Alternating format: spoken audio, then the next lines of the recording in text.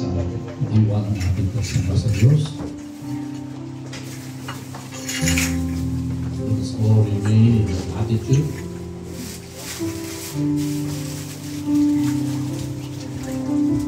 Hallelujah, Lord Jesus.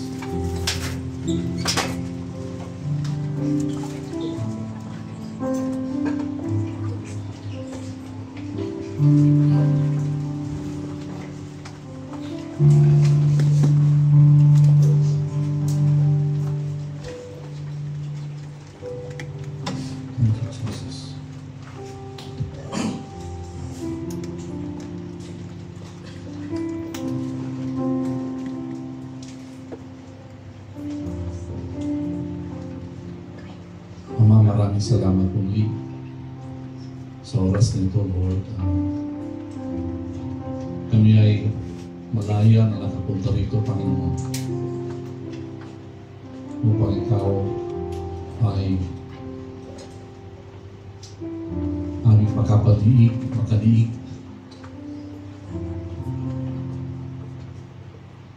makapiling sa oras nito, upang namnamin, Panginoon, ang kasaganaan mo, ang buhay mo, na siyang pinagmula na lahat.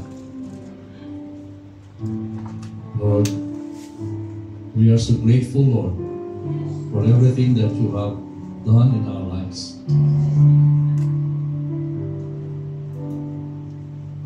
That you have your eyes always upon us, from the beginning, even up to the end, until the coming eternal portion of your plans, that your eyes are upon us.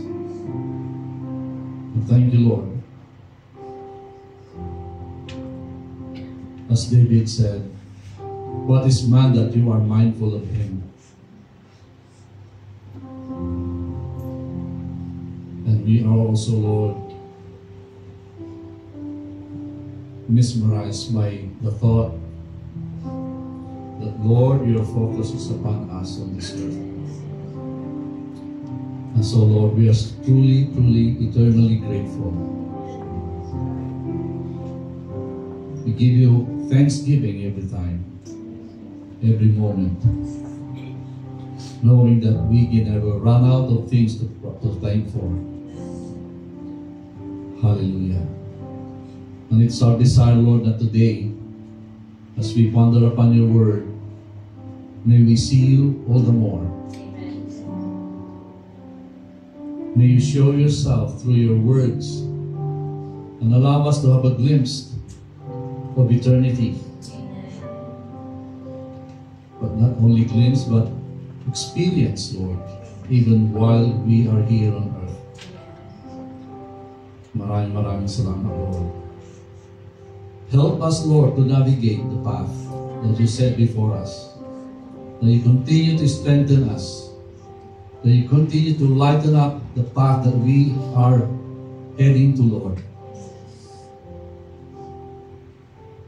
I'm also thankful that it is you who gives us the strength to continue in our walk, in our life, in the way we should go.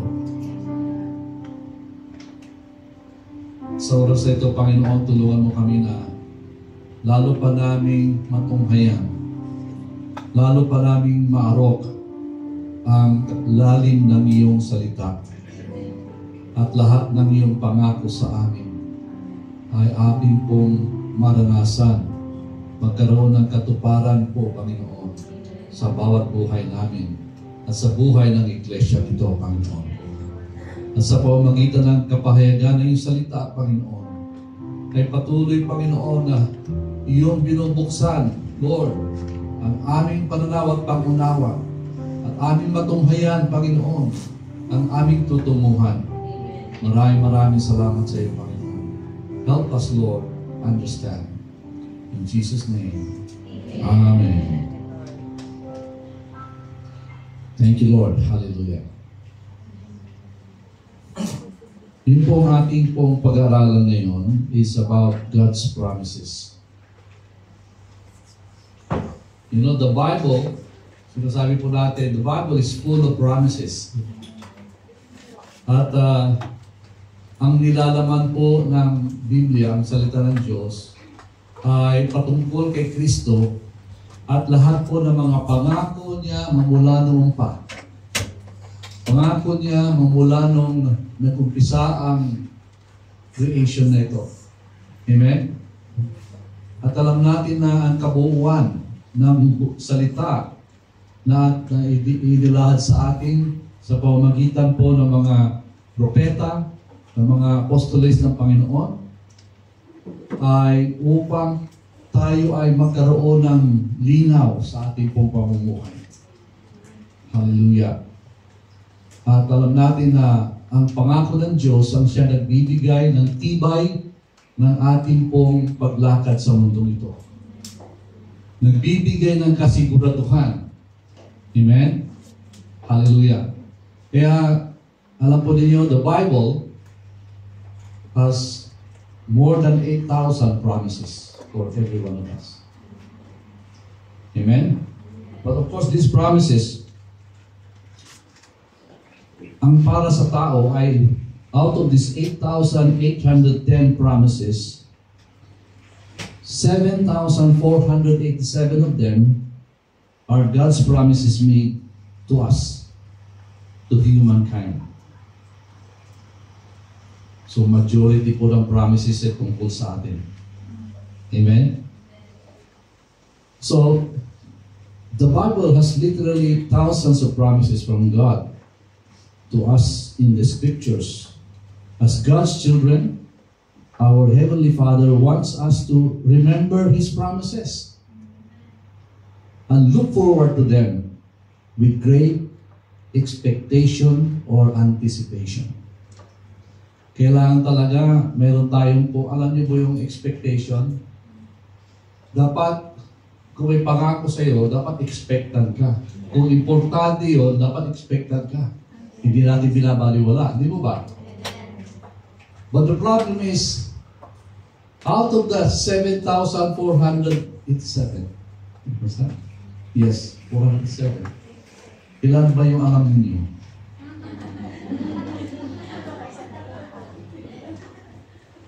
Hindi man lang nakakatiting, di ba?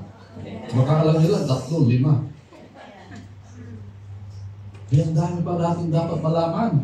Amen. Amen. Alam nyo, yung pa kasi hindi lang ginawang enumeration ng ginawa ng Panginoon. Ginawan po ng istorya at mga halimbawa sa buhay ng mga tao na kasama po sa istorya sa Biblia. Magmula kay Adam hanggang kay Lord Jesus Christ, hanggang sa mga disciples. Amen? Ay binigyan ng istorya lahat ng mga promises para sa ganun mas maintindihan natin, mas may ilarawan natin sa ating pong pananaw yung lahat po ng pangako ng Diyos sa atin. Amen?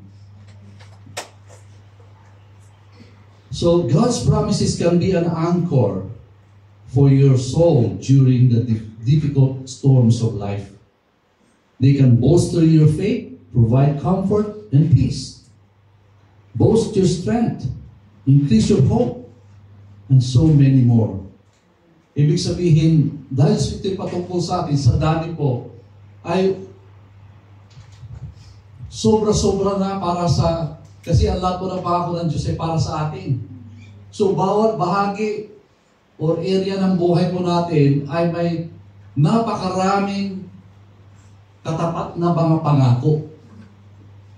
Imagine, ilan ba yung area ng buhay natin? Ilan lang. Di ba? At ang bawat bahagi ng buhay natin ay libo ang katapat na mga pangako. At alam niyo ba kung lahat po ng pangako na ito ay nagkaroon ng katuparan, most of it. Konti na lang yung tutuparin doon sa mga pangako dito sa future natin. Especially sa end times. Pero halos lahat na natupad na, at yung karamihan ng mga pangako ay habang nabubuhay tayo, andyan buhay siya aktibo yung mga pangako na yan na kaya natin tungtungan, hawakan, kapitan upang tayo ay makatawid sa ating paroroonan. Amen. Ibig sabihin, kaya nga andyan po yung Holy Spirit. Nung si Lord Jesus Christ ay nag-ascend sa kalangitan, ay ipinadala ang banal na Espiritu sa atin upang ipaalala sa atin ang mga pangako ng Diyos, sapagkat sabi po sa kanyang salita, look at these scriptures. These are precious gifts to anyone who believes, follows Jesus Christ, our Lord and Savior. Amen? And 2 Corinthians chapter 1 verse 20. Sabi po dito, all promises are yes and amen in Christ. So, pag sinabing all, lahat po nung libo-libong pangako, sabi doon ay yes and amen. So, hindi lang sinabing yes. May kasama pang amen. Ibig sabihin talagang tinundukan pa lang amen. Ano ba ibig sabihin ng amen? So be it. Hindi lang oo, hindi. So be it, mangyayari, parang gano'n. Amen. Hallelujah.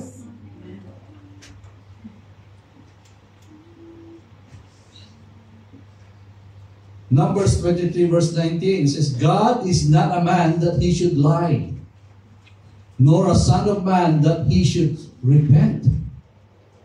Has he said, and will not he do it? Or has he spoken, and will he not make it good? Amen? Ito po yung sabi sa Numbers. May bang sinabi na hindi niya ginawa? At pagka sinabi niya, will he not make it good? Ibig sabihin, ang nangangakong Diyos sa atin ay willing na gawin, more than willing na gawin ang mga pangako niya. At hindi lang yan, kayang-kaya niyang ituparin. Kayang-kaya niyang gawin ang lahat ng pinangako niya. Tutunan natin isang pansin ng mas napaka-importanting bagay na sa tingin ng mundo ay imposible. Hindi lang tayo. Sa libutan. At ito po ay yung pangako sa Israelites, sa Jews. Hindi po ba after na-conquer po ng Roman Empire ang Jerusalem, ang Israel, ano nangyari? Sinira ang city, giniba yung temple, at kumalat lahat. Nakalat ang mga Hudyo sa buong mundo. Hanggang ngayon, nakakalat pa rin sila. Pero, nag-umpisa na. Nagkaroon na ng bansang Israel. Amen? Let's go to that scripture. Sa chapter 30 ng Jeremiah. Actually, dalawang chapter to, pero hindi na natin papasahin lahat. Punta na natin yung para makita natin details kung paano sinabi ng Diyos yung pangako.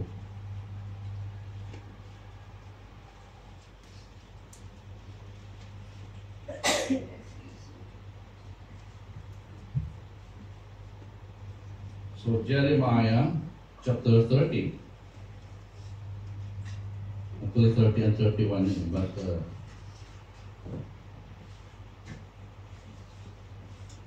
sabi ko dito, the word came to me. I came to Jeremiah from the Lord, saying, thus speaks the Lord God of Israel, saying, write in a book for yourself all the words that I have spoken to you.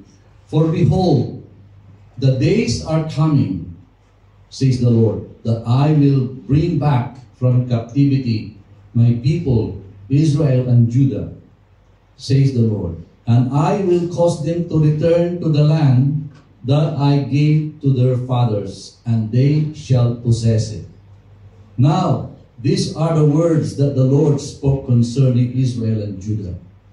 For thus says the Lord, we have heard a voice of trembling, of fear, and not of peace. Ask now and see whether a man is ever in labor with child. So why do I see every man with his hands on his loins, like a woman in labor, and all faces turn pale?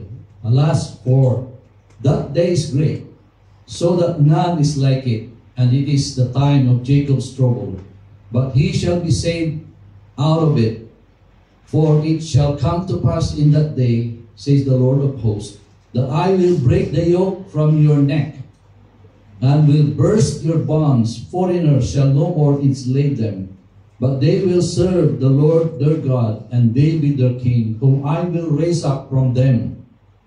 He's speaking about, sino yung sinasabi dito? Si Lord Jesus Christ. Si David, sabi dito, the descendant of David.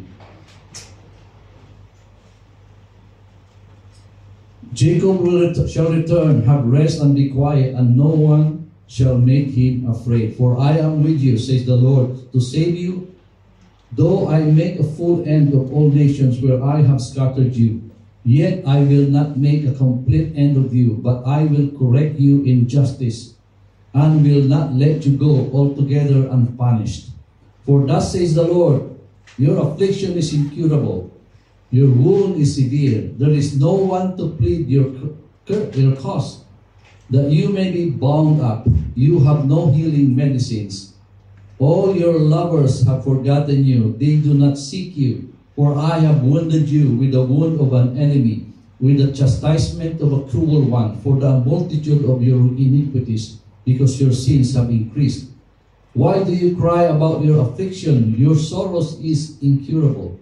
Your sorrow is incurable because of the multitude of your iniquities, because your sins have increased.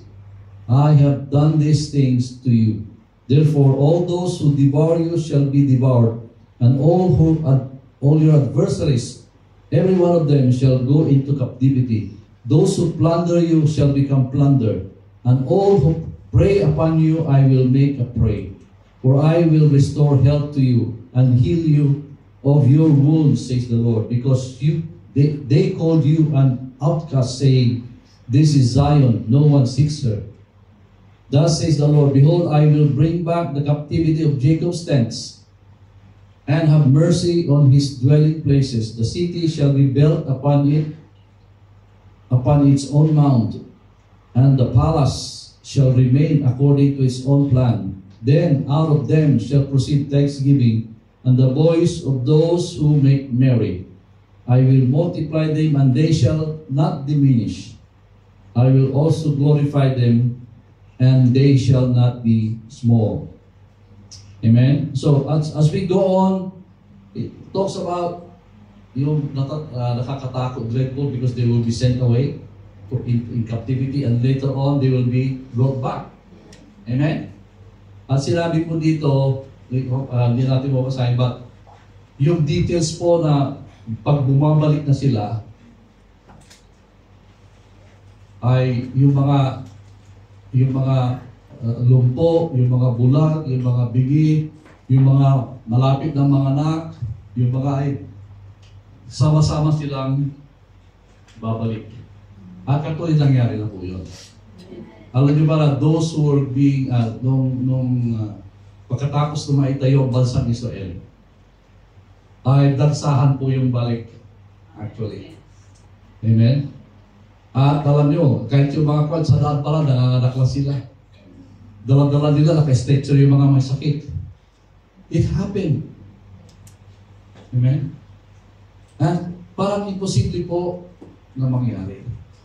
Imagine for 2,000 years, they were out, and there was no land of Israel. And actually, yung mga tao po sa mundo, nakalimutan na ano na yung Israel. Wala na. Wala na sa history sa maraming bansa. But pinangako ng Diyos. Amen? Pero sa lahat ng mga nagsasabi, imposible. Because everyone is against it. Amen? Nung itatayo po yun, kaya nga naging maganda papel ng Pilipinas. Dahil nung ito ay itaas ang issue na ito na gawin ng issue, bansa, mabubuo na yung bansa, i-recognize na maraming bansa. At isa sa mga importanteng boto ay galing sa Pilipinas. That's why the Israelis are forever grateful to the Philippines. And we were the only nation that accepted dalawang barko yata yan. Na wala, they produced ng World War II. Dahil sila ay hindi pwedeng dumaong sa Europe dahil sila ay papatayin ni Hitler. Amen? At ang nagbukas lang ng pintuan para sa kanila ay Pilipinas. In all, sa buong Europe, kahit sa Amerika, hindi sila itinanggap. Kahit dito sa Asia, walang tumanggap, Pilipinas lang ang nagbukas ng pintuan. Anyway, so nagkaroon po ng bansang Israel. So most are convinced that the Jewish people are finished. That lahat po ng mga salita tungkol sa kanila ay nangyari na at wala na. Hindi na mangyayari yung sila mabubuo muli. But what I'm trying to put a picture with is that so that you can see the reality of the promise of God. Ibig sabihin, kahit ang buong mundo ay magsama-sama para pigilan ang pangako ng Diyos, ay hindi kakayanin. Magwawagi pa rin ang salita ng Diyos. Amen. It's like the word against the world. And always the word of God prevails. So, what I'm saying is, yung napaka-imposible, na ibig sabihin, yung buong mundo ay against. Amen? Buong mundo ay against. Ay naging totoo dahil ito ay pangako ng Diyos. How much more yung mga maliliit na bagay sa ating buhay? I mean, of course, there was time that has to be considered in 2,000 years. But of course, ito yung timing ni Lord eh. Amen? At alam niyo ba, na bago mabuo yung bansang Israel, ay gusto pang pigilan ng Diablo. Kasi nga, di ba, kumilos ang Diablo sa katauhan ng maraming tao, kagaya ni Adolf Hitler. Amen. At alam niyo ba na kung ilang milyones na Hudyo ang pinatay? Hindi lang thousands, millions. 6 million Jews. 6 million ang pinatay. Talagang gumawa ng sistema ang regime ni Adolf Hitler. Talagang systematic. Mahirap patayin yung 6 million. Kahit na walang laban, mahirap patayin. Totoo ba yun? Eh yung pinakamatapang, hindi mo kakatayo ba sa isa? Hindi kakayanin, di mo ba? Systematic po. Sisiksik sila sa isang bagon ng train, bagon ng train. Pupunta sila, sasakay sila galing sa concentration camp. Sasakay sila sa bagon ng train, nandun sa bagon ng train, tsaka mga truck. At yung isisilyado at ipapausok yung usok ng makina, doon pilalabas yung usok sa. So sandali lang mamatay. Siksik sila eh, kunti lang hangin doon na i-replace. Minuto lang, patay na sila. Tapos itatapon sila, napakalaking pit. Alam niyo yung malaking hukay. Para silang alam niyo yung para po ng mga kahoy, mga basura. Kasi gustong pigilan nga. Kasi alam na mangyayari yun. Alam na ng Diablo na mabubuo na yung bansang Israel. Yun. Pero nangyari pa rin. Hallelujah. So, ang problema mo kapatid, pag ikumpara mo sa problema ng bansang Israel, para siya ay magkaroon ng katotohanan, ay katitik na katitik lang. Parang isang patak ng tubig sa Pacific Ocean. Your problem is so insignificant compared to the fulfillment of Israel being a nation again. Amen. So, yun nga, kaya ko pinapakita yung picture kasi pagka tayo nakatutok sa problema natin, akala natin laki-laki, swarm-swarm ka na.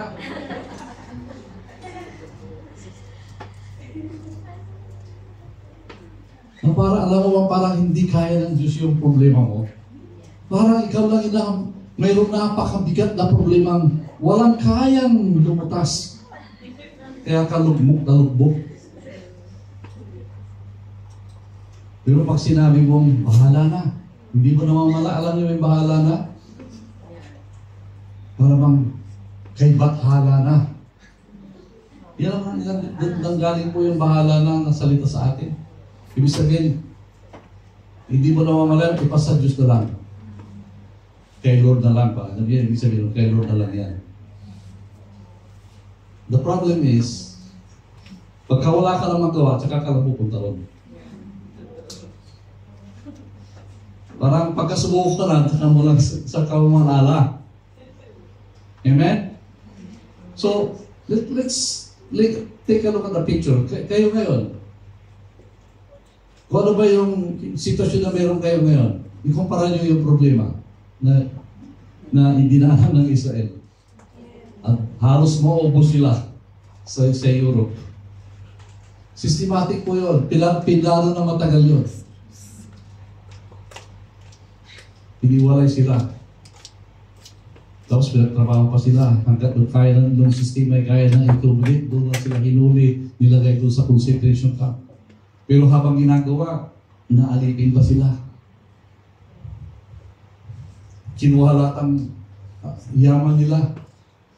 Mga gold, mga pera, mga anything. Valuable possessions nila. Kinuha lahat. They were strict. And yet, hindi naging successful pa rin. Ngayon, nag-try pa rin ang Israel.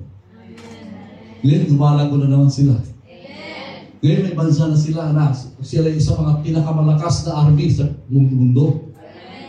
And they have the most modern technology in terms of medicine, in terms of space, in terms of warfare. See how God can do it if you just put your trust. Amen. At alam niyo pa, marami pong mga pangako pa ng Diyos. Alam natin na, one thing, kahapon ang sinir ko, it's about the preemptor. Alam niyo yung preemptor? It's about a snake who eats the whole egg. Swallow. Nakakita na ba kayo nun? Sa mga documentary. So, kaya ngayon, existing pa rin yung para yun. Kaya lang, pinapakita yung sa documentary, pinapakita yung mga klase ng ahas na yung prey nila. Diba? Alam niyo ba na ang tawag doon ay parang Terminator? Terminator of life. Why? In the egg, there's life. Bago sumibol yung ibon, o yung manok, o whatever, the bird, ay pinuputo lang ang kalaban. At yung gano'n ang trabaho ng Diablo. Preemptor. Kung ikaw ay makakamtan mo na yung success mo, dadang ka ng problema. Hello? At sigurado yun, pag dumaan ka ng problema, ibig sabihin, napaka-importante yung ginagawa mo na pinipigilan ng Diablo. Si Lord Jesus Christ, kung siya ay ipinanganak, di ba nung ipinanganak, bakit nagtago-tago pa sila Mary? Census, bakit sila doon sila tapos Si Herod, pinapatay lahat doon sa Bethlehem. Pinapatay lahat ang 2 years old below. Para lang mamatay ang Son of God. Ganun lagi ang trabaho ng Diablo. Alam niya. Amen? Si Lord Jesus, mamamatay na nga lang. Pinipigilan pa niya kahit sa pamamagitan ni Peter. Nung kinikwento ni Lord na ito ang mangyayari sa akin, the night before he was arrested, he was having fellowship with his disciples, and he was telling the story and everything that will happen in the next few hours. And Peter stood up and said, "Hindi pwede yan, Lord. Hindi magyayari." Parang sinasabi niya, "Over my dead body." Di ba? Pero ano nangyari? Sabi ni Lord sa kanya, "Get behind me, Satan. You are only mindful of mga worldly things, but you do not understand the spiritual things." You know why? Pinipigilan niya si Lord na pupunta sa cross. That's the enemy, how the enemy works. Kaya kung may problema ka, kapatid, at especially kung ang problema mo ay hindi naman dahil sa mga desisyon mo, ang ganda-ganda lang takbo ng ginagawa mo dahil mayroong planong maganda, di ba? Okay ka naman, wala ka namang ginagawa masama. Pero biglang may hooks, biglang may kumakalang. Nagpasalamat ka. Ibig sabihin, nakita ng Diablo, importante yun. Nandyan na yung nandyan na sa kanto yung breakthrough mo. Amen? Amen. Hallelujah. At alam niyo, pagka ikaw ay tumutupad lang sa mga pangako ng Diyos, walang makakapagpigil sa iyo. Amen. Sapagkat kung ikaw ay dumadaan at tungo ka sa promesa ng Diyos, o mga purpose ng Diyos, pagbanggain ka ng kalaban, si Lord ang binabangga niya. Amen. Lahat po ng mga disciples ni Lord, yung mga apostol ni Lord, ganoon po, walang nangyari hanggang sa panahonan nila. Amen? And pagkatapos sa ministry, well done. Praise the Lord. Of course, sila ay lahat na martir, 12 apostles. They were executed because of their faith. But that was the faith that they had in the Lord. Kailangan sila mamartir kasi ang reward ng martir ay kakaiba. Meron plano si Lord sa kanila. Amen. Pero tayo naman, di naman tayo minamartir. Amen? Kunting sakit lang, reklamo na tayo. Nagpaya ka na ng konti, alburuto ka na. Dahil mo nang sinabi, dahil mo nang naisip, dahil mo nang tinawagan, dahil mo nang kanino na nagsumbong.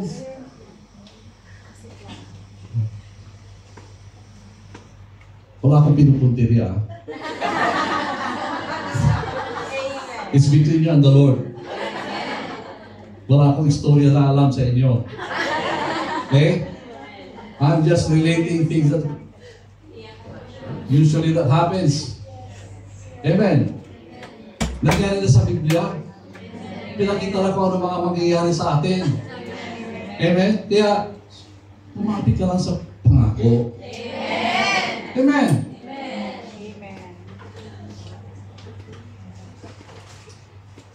Numbers 23 verse 19. I just go to that already. Joshua 23:14. Behold, this day I am going the way of all the earth. Ito po yung si Joshua ay mahina na, matanda na, malapit na ang katapusan niya. Kaya pagkapitin yung verse chapter 23, si Joshua ay tinawag niya na lahat ang mga leaders ng mga tribes, ng mga leaders ng buong Israel. At sabi niya, "And you know in all your hearts and in all your souls, that not one thing has failed of all the good things which the Lord your God spoke concerning you. All have come to pass for you. Not one word of them has failed. So, magmula nung sila lumabas sa Egypt, hanggang sa punto na ito, ipinaalala ni Joshua na lahat ng sinabi, pangako ng Diyos sa kanila, tungkol sa kanila, ay walang nag-fail. Lahat natupad. Kaya sinasabi niya, kaya ipagpatuloy nyo, sundin nyo lahat ang mga sinulat sa loob, doon sa loob Moses. Yung commandments ni Lord sa pamamagitan ni Moses, yung binawa ni Lord. Amen? Kung gusto nyo, kung nais nyo maging matagumpay sa inyong pamumuhay, sa lupang ipinagkaloob sa inyo ng Panginoon.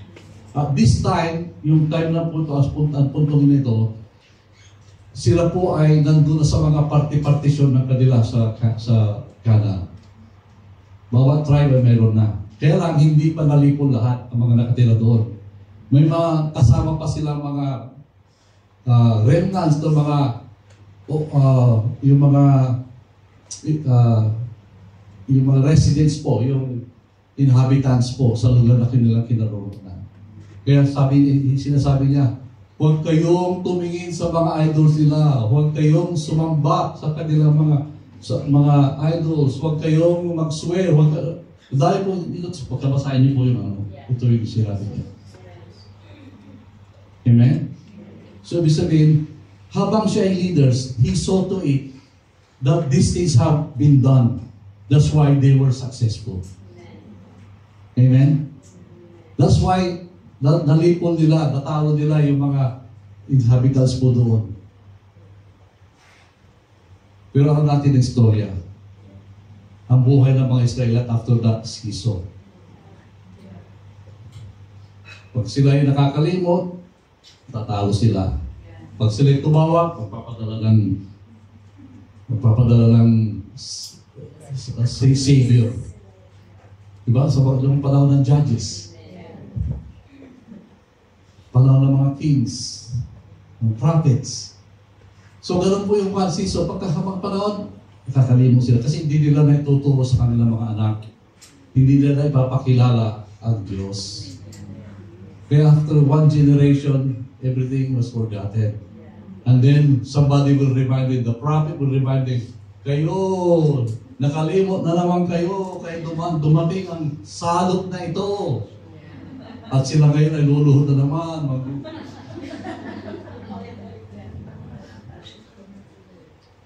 Pero how patient is the Lord. From the history ng pagmula ng kay Joshua hanggang sa propeta, ganoon lagi ang buhay nila. Stiff-necked people. Mga mayayabang kami, mayayabang. Stiff-necked sa yabang. Sa ating tawag din, matatanong sa ilong.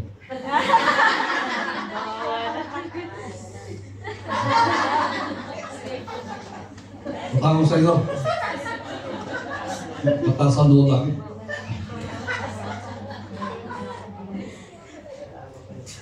Totoo po yun. Alam niyo ba na marami pa rin Kristiyanong ganun? Yes. Wala akong pinatutungan.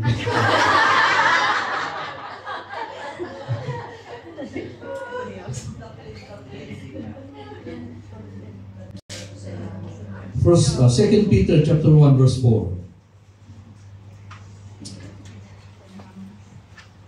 By which have been given to us exceedingly great and precious promises, that through this you may be partakers of the divine nature, having escaped the corruption that is in the world through Christ. Through lust.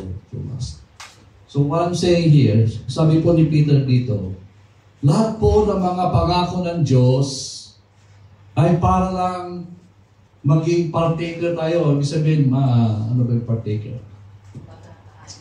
Yan. Para maging bahagi tayo sa kabanalan ng Diyos sa buhay natin. Amen. Sa ating pong pagsunod. So, habang kumakapit tayo sa mga pangako ng Diyos, ay hinuhubog tayo para maranasan natin na maging bahagi tayo sa banal na pamumuhay. Amen. Hallelujah. Si Lord, kung may pinapagaw sa atin, akala natin parang pinaparusahan ka na. Pero actually, kabutihan po natin lahat yun. Amen. You know why? Because He knows what is ahead of us. At alam niyo ba yung itinutuwid na yung lakad mo? Kasi doon, pagka hindi tuwid ang lakad mo, may papanggain ka doon. Hindi mo nakikita yon. Kaya sabi ni Lord, tuwid mo yung lakad mo, matitisod ka dyan. He knows it. It's more how many steps ahead. Actually, nakita na yung katapusan ng hakbang mo eh. Hindi lang 5 steps. Hindi. End of your step. He knows it. He saw it. Amen. That's why, ang gaan ng buhay natin, masarap ang buhay natin kung tayo ay sumusunod. Amen. Kaya nagkakaroon ng hirap ang buhay ng tao kasi pasaway. Alam niyo na? Thank you.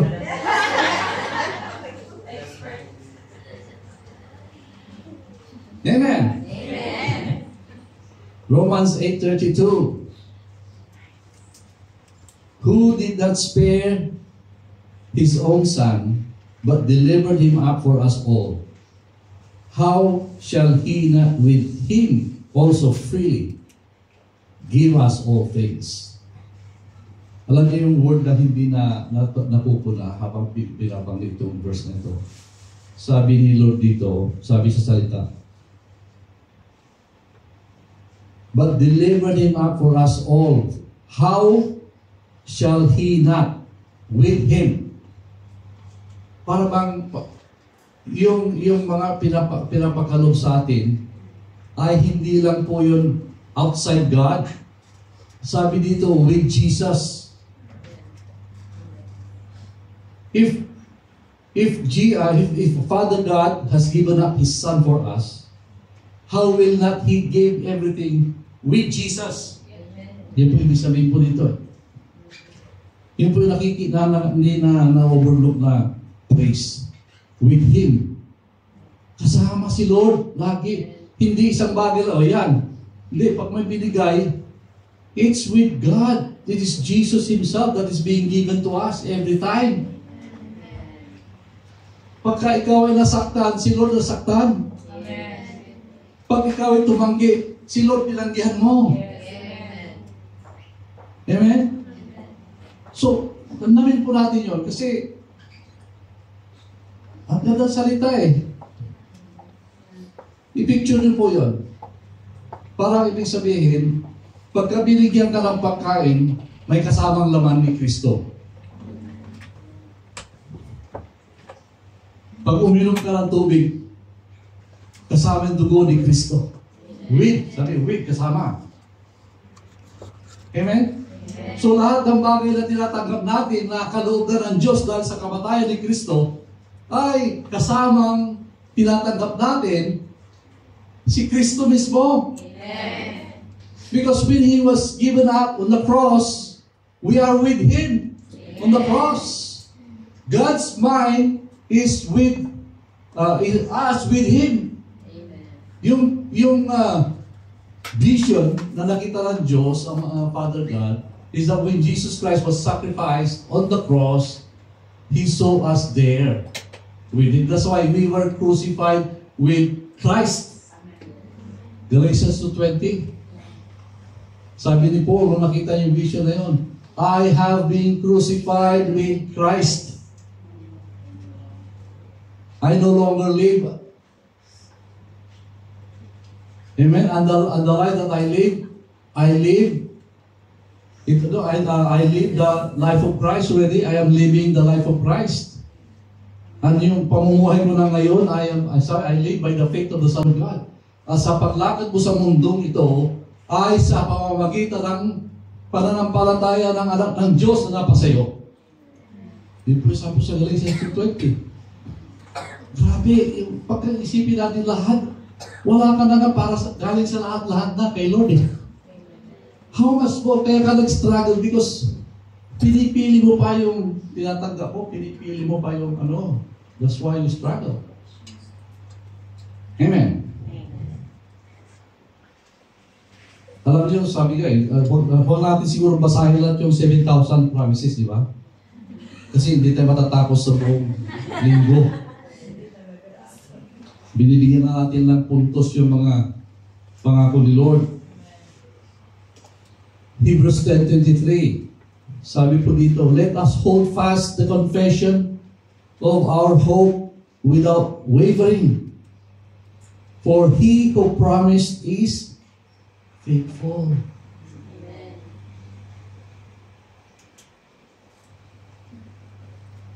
Let us hold fast. Kapit. At pag ikaw ay nakakapit, ay nanatiling buhay ang pag-asa mo. Kaya sa huwag ka mag-waver. Kasi ang pangako ay faithful siya. Amen. God is so faithful to His promises.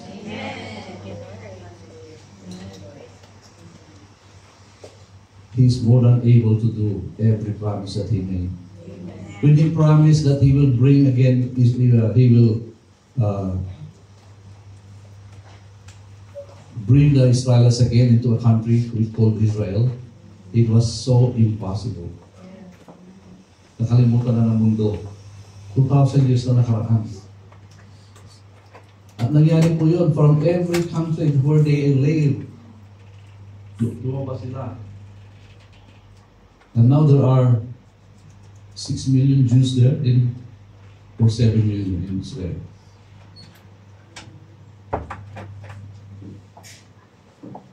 At still adding. Kasi everyday may dumadating. You know, there's the government and some non-profit organizations are putting up money to fund those who want to come back to Israel, mga Israelites from all nations. Kaya nga may mga maitim na Israelites, mga Jews, sila kasi yung mga during the diaspora, napunta sila sa Sudan, sa ibang yung country na itim. Nung bumalik sila, mga itim sila. Pero they know their ancestry. They know the laws. Yun ang maganda sa kanila. Inawala nga sila ng kingdom diaspora. Pero hindi nila kinalamutan. Yun, parang naging tradisyon sa kanila. And when they know their lineage, and they practice yung religion nila, which is Judaism. And some of them are Messianic Jews. And from everywhere, may Chinese, mayroong Russian, mayroong Hungarian, mayroong Czechoslovakian, mayroong Romanian, lahat ng takwan. Sari-sari. Kaya yung Israel ngayon, sari-sari. Pero ang maganda, very prominent pa rin yung feature ng Israelite, the Jew. Meron akong pamangkin sa pinsan. Ang naging asawa ay Jewish. Talaga hindi ko papagkawala, Jewish talaga yung mga anak. Although may feature yung pinsan ko, kasi maliit siya, malaki ang binti. Yung isang anak, gano'n. Yung mukha, Jewish pa rin. Hindi talaga po. Meron ako pamangkin, kapapanganak lang, Jewish din asawa.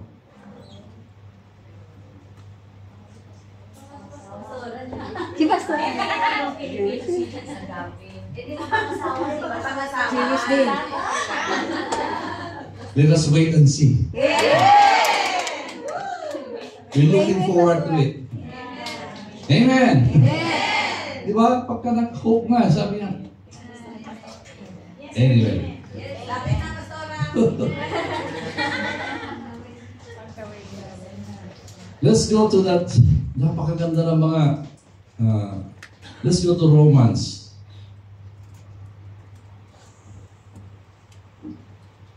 Chapter 8. Ito, alam natin ito. 38 to 39. That last two verses. For I am persuaded that neither death, nor life, nor angels, nor principalities, nor powers, nor things present, nor things to come, nor height, nor depth, nor any other created thing shall be able to separate us from the love of God which is in Christ Jesus our Lord. So, ibig sabihin, kahit saan ka man naroon, ang pagmamahal ng Diyos sa pamamagitan ni Kristo Jesus nating Panginoon ay laging nakapalibot sa iyo. Sabi nga dito walang sino man, kahit nung lalim, yung lapad, yung how deep, how wide, how haba. Di ba? So, lahat po ng sukat, meron. At lahat ng kapangyarihan. Sa dito, nor powers, angels, principalities, nor things present, nor things to come. Ano pang hahanapin mo?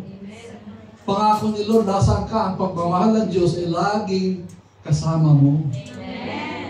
Kaya sinabi ni Lord sa Hebrews 13:5, di ba? I will never leave you. Yun po yun. I will never leave you nor forsake you. Yung 8:38-39 sa support verse for that. Na kahit nasaan ka, ibig sabihin, dala mo yun para nakashield ka. Amen? Para ka naka-armor. Pag lumalakad ka, kahit nasaan ka, dala mo yung pangako ng Diyos. That's why kung kalimutan, Lord, di ba? You always connect with God and remind Him of the promises that He has for you. Amen. And God is always ready to implement the promise. Yes. Amen?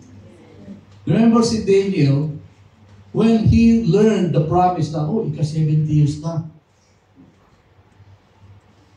At alam niya na may promise ang Diyos na ililiberate na sila. Anong ginawa niya? Pray. And after he prayed, just 3 minutes, 5 minutes, the angel came. Imagine. Kasi promise ni Lord. So when you pray, activate, andyan lagi nakaabang. Kailangan mo lang pananampalataya. Amen. Amen. So, alam niyo, marami po akong pwedeng babanggitin sa inyo, pero kaya niyo maganda ng alas 12:30.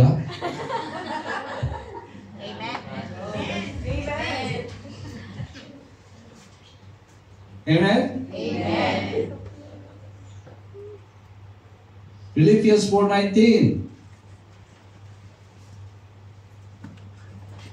I will supply all your needs. Yeah, sama. Ito, importante. Deuteronomy chapter 7 verse 9. Ito lang, punta tayo bro.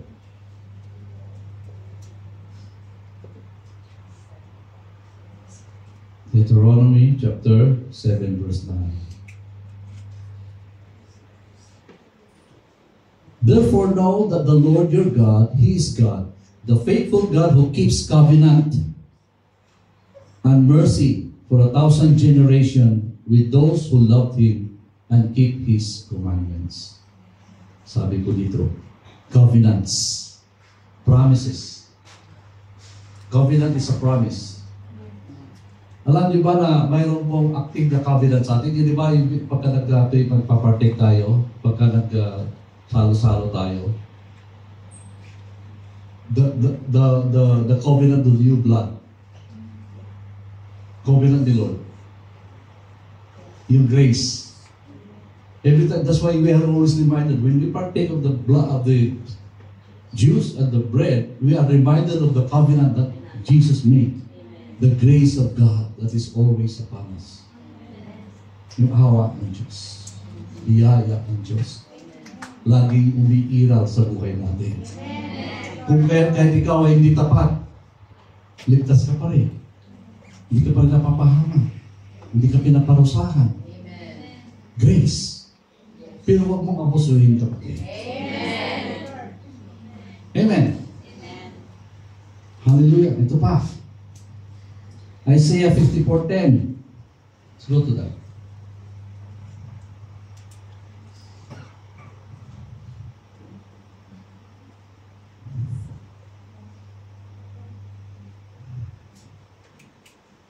For the mountains shall depart, and the hills be removed, but my kindness shall not depart from you. Nor shall my covenant of peace be removed, says the Lord, who has mercy on you.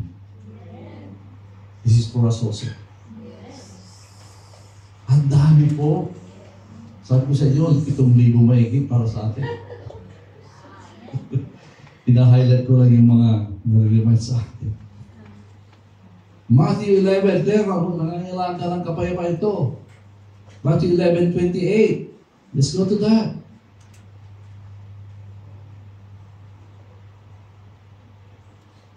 In 29, it says here, come to me, all who labor and are heavy laden, and I will give you rest. Take my yoke upon you and learn from me, for I am gentle and lowly in heart, and you will find rest for your souls. Diba? The moment you come to Him, kaya alam mo pagka ikaw ay napapagal, ano ba ibig sabihin napapagal? Pagod. Saan ka ba napapagod? Hindi lang po yung physical na work. Kadalasan po, yung turmoil sa kaisipan, yung peace sa iyong puso at damdamin sa iyong tawag dito, sa iyong kaluluwa. Napapagabag ka. Pagka lumapit ka sa Kanya, sigurado mararanasan mo ng peace. Kaya, come unto me. Invitation ni Lord. Pangako niya. Sabi nga, buhay na pangako yun. It's an active promise of God, of Jesus Himself. Hindi po yun natapos. Hanggang ngayon. Kasi andyan pa si Lord na sa atin siya. Okay? Seek Him. Go to Him. Come to Him. Hallelujah. This is a promise. At ang dahil pa po, sabi ko sa inyo, hindi tayo matatapos dito.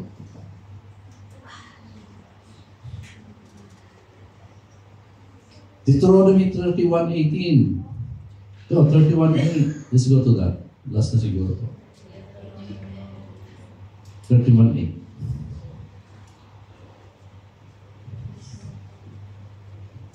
Para alam natin dito. And the Lord, He is the one who goes before you. He will be with you. He will not leave you nor forsake you.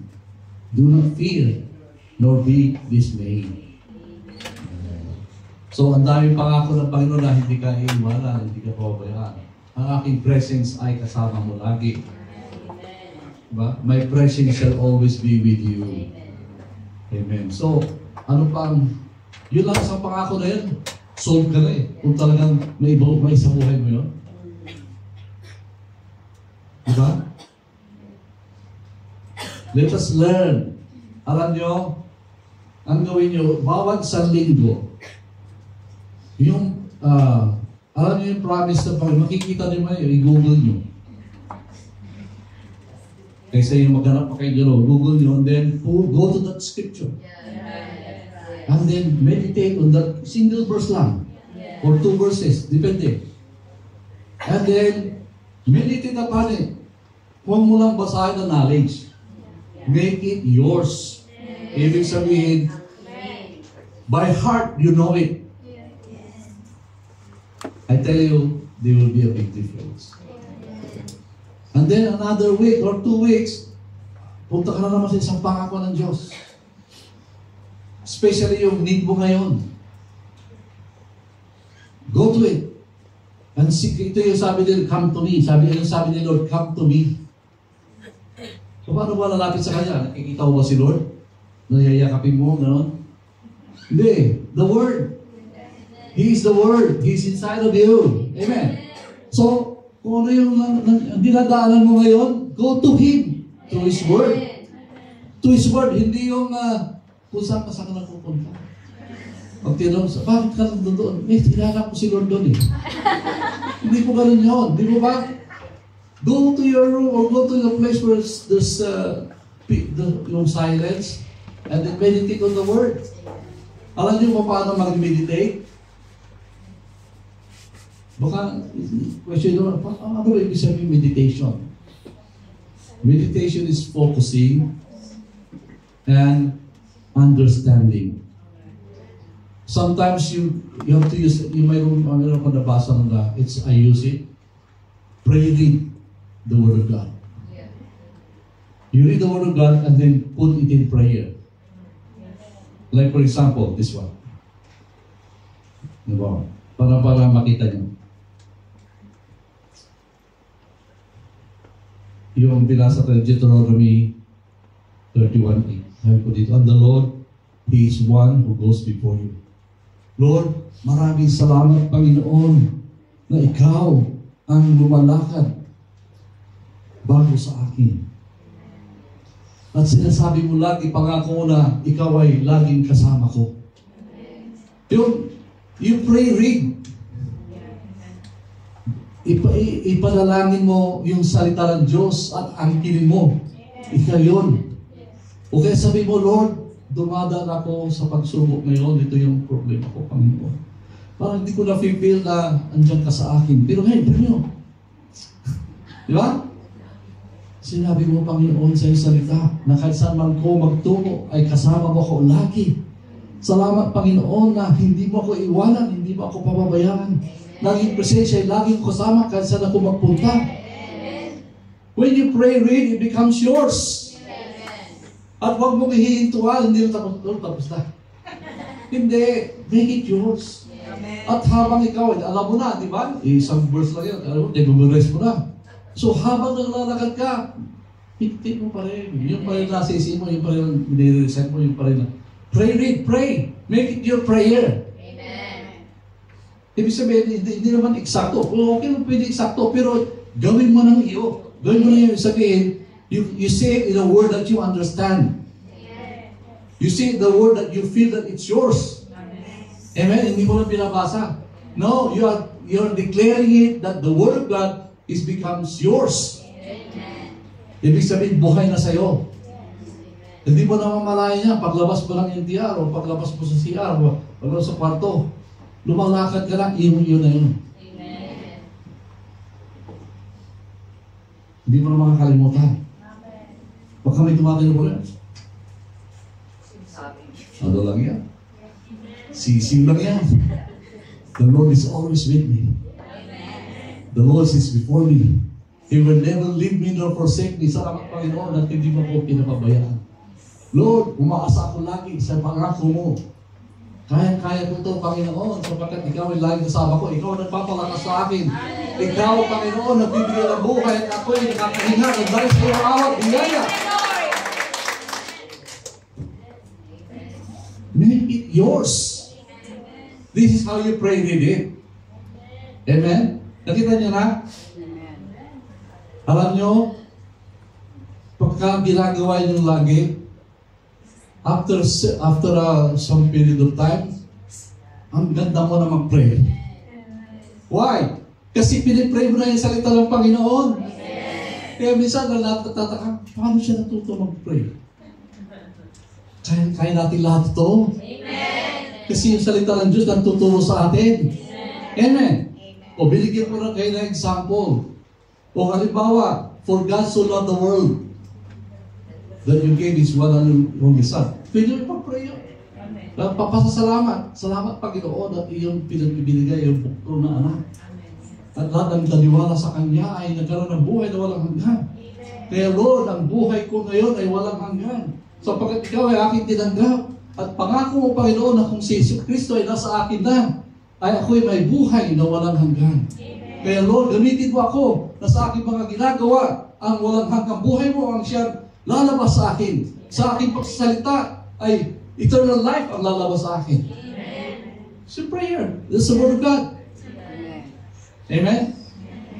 Pwede nyo gawin yan sa lahat ng verse na pwede nyo pray. Pray read, alam nyo, na i-memorize yung Bible, yung scripture. When you pray read, you memorize it. At hindi nyo malayan, pagka nagpe-pray ka na, laman na ng prayer mo. Kasi ito lang. At hindi, you mean it because you are coming from your heart. Amen. Hindi mo na siya memorize. Naging iyo kasi ginagawa mo. Kasi dinideclare mo sa sarili mo. Amen. That's how to grasp and grab the promise of God and make it your life. Hello? Thank you, Lord. Are you with me? Are you okay? See? Napakadali. Amen. Hindi mahirap.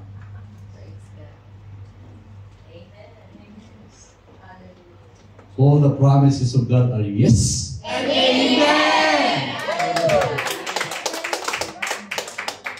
Alam nyo, hindi clear mo lang yun. Lord, thank you Lord that yung promise mo are yes and amen. Yes!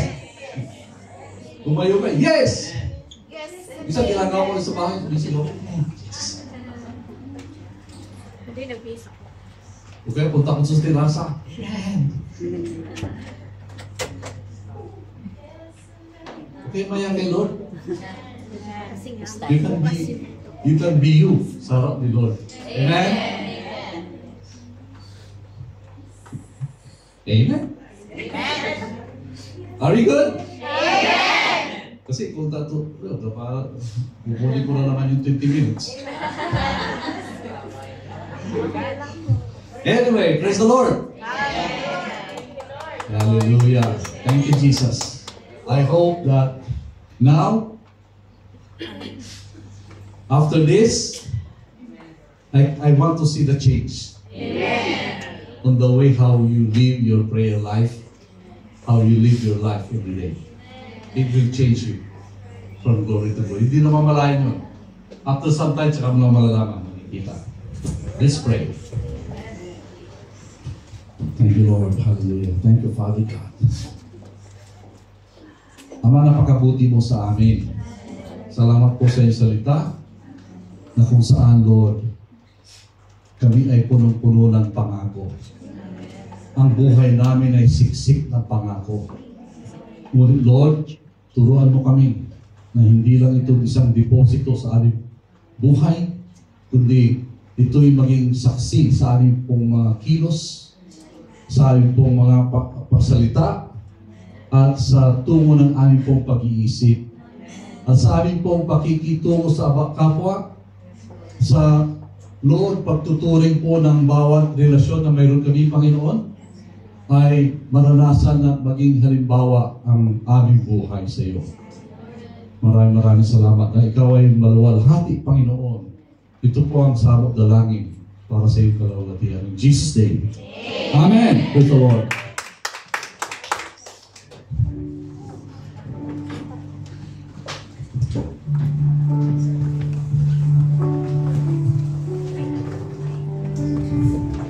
Amen. Napakaganda po